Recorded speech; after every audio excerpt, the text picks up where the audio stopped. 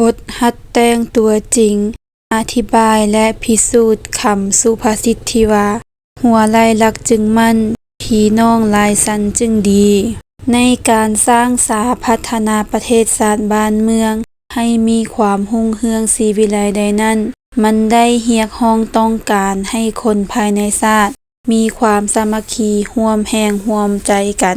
ดังนั้นจึงสอดคล้องกับคำสุภาษิตที่ว่า หัวไหล่รักจึงมั่น พี่น้องหลายสันจึงดี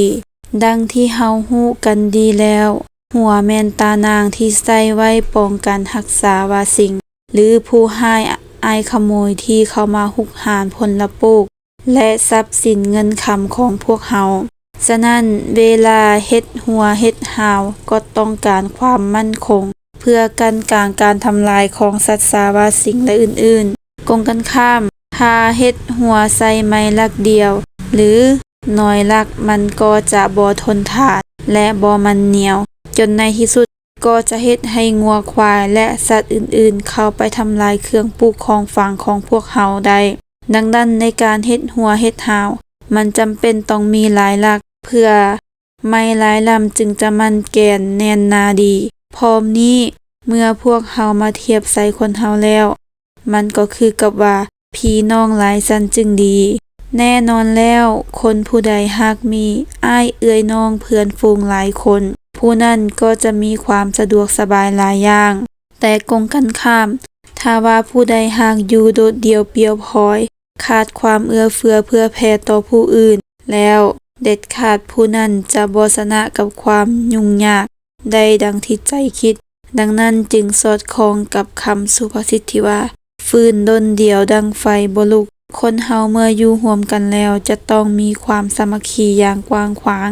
ทำมิตรขอสหายกับหลายคนต่อผู้ที่ดี เพื่อเป็นก้อนกำลังอันมหาศาล พาแพ้กับอุปสรรคต่างๆ จึงสอดคล้องกับคำสุภาษิตที่ว่า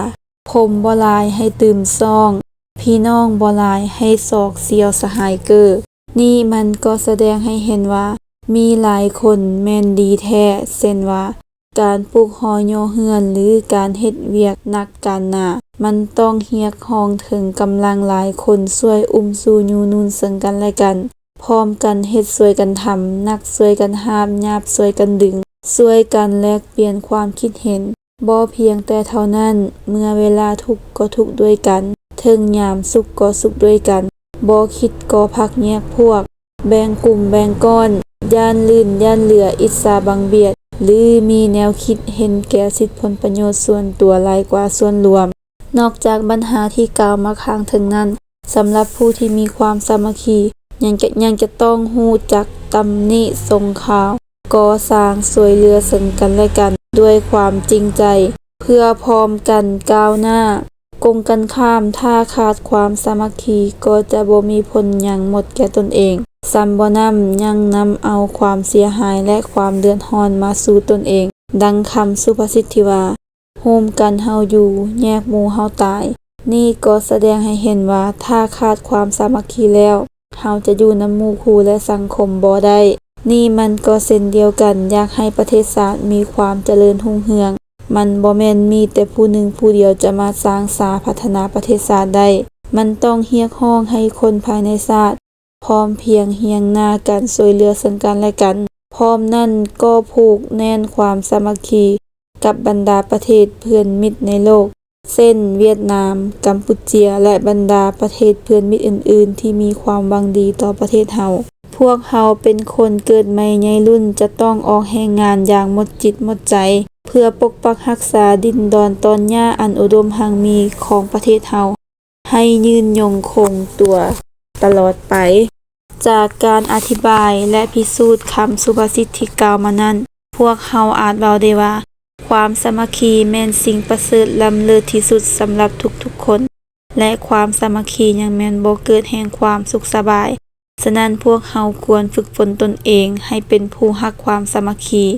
รู้รักแพงช่วยเหลือซึ่งกันและกันเพื่อพร้อมกันก้าวหน้า พร้อมนั้นก็ทำตนให้เป็นคนดีมีคุณสมบัติเป็นที่รักแพงของหมู่คู่ครูอาจารย์และบรรดาพ่อแม่พี่น้องคัดจากปึมบทแต่งตัวจริงของอาจารย์เสียวสวัสดิ์สิทธิโสม